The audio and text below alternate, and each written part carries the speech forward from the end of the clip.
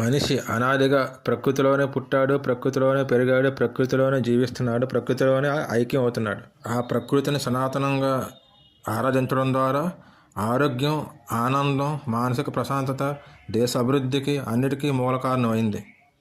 అలాంటి ప్రకృతిలో భాగమే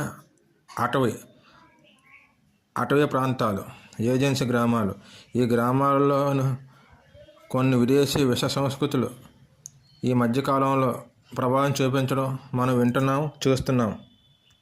కాలక్రమంగా ఆ ప్రభావం వల్ల అడవి బిడ్డలు తమ యొక్క జీవన విధానాన్ని, ప్రకృతి ఆరాధన విడిచిపెట్టడం ద్వారా మానసికంగా, శారీరకంగా, ఆర్థికంగా దేశ ఔన్నత్యానికి కూడా దెబ్బ తగిలే అవకాశం ఎంతైనా ఉంది.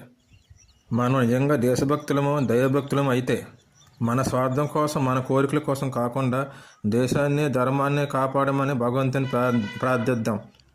తథాస్తు.